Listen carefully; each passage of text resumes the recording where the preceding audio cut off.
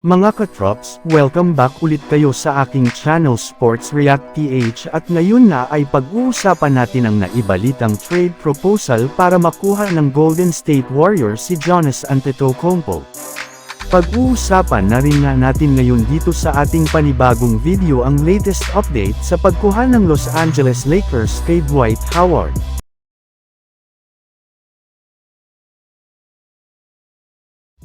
Nagkaroon na nga mga katrops, ng 5-game losing streak ang Milwaukee Bucks kasunod ng pagkatalo ulit nila ngayong araw kontra sa Cleveland Cavaliers. Kaya bumagsak na rin naman sa 1 win at 6 losses ang kanilang record sa standings ng Eastern Conference, which is sobrang nakakabahala na para kay Giannis Antetokounmpo na halos ginawa na ang lahat ng kanyang makakaya para lamang manalo. Kaya mas lalong umiinit na nga po ngayon ang kanyang trade.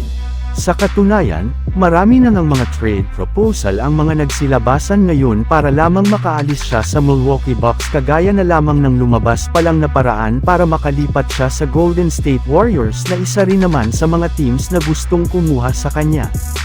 Ayun nga dito, bago pa man nga makuha ng GSW si Giannis ay kakailanganin nga nila dito na ipalit sina Andrew Wiggins, Jonathan Kuminga, Brandon Podzinski, DeAnthony Milton at 4 na future first round pick.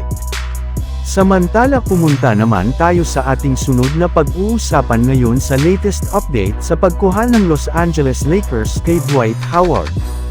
Kahit man nga mga katrops, na ipanalo ng Lakers ang kanilang last game laban sa Toronto Raptors at nananatili sila ngayon sa ika-4 na pwesto sa standings ng Western Conference sa kanilang record na 4 wins at 2 losses, ay marami pa rin nga ang nagsasabi kailangan na nga daw talaga ng Lakers na gumawa na ng trade sa lalong madaling panahon para makakuha sila ng legit na big man na tutulong kay Davis. At kung hindi rin naman nga sila gagawa ng trade ay kailangan na lamang nga nilang kumuha ng bagong center sa loob ng free agency market.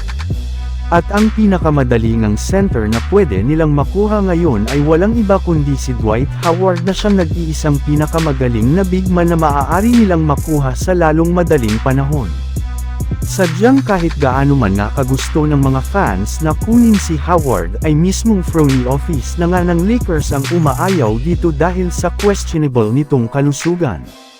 Meron na rin naman nga daw sila ngayong isang center na babalik sa katauhan ni Christian Koloko na inaasahang makakapaglaro na kapag tuluyan ng napakakondisyon ang kanyang pangangatawan. So yun lang nga mga katrops ang handog ko sa inyong storya ngayong araw. Sana nag-enjoy kayo. Please like and subscribe my YouTube channel Sports React PH para sa iba pang storya at update patungkol sa NBA. Kita-kits muli sa ating susunod na video.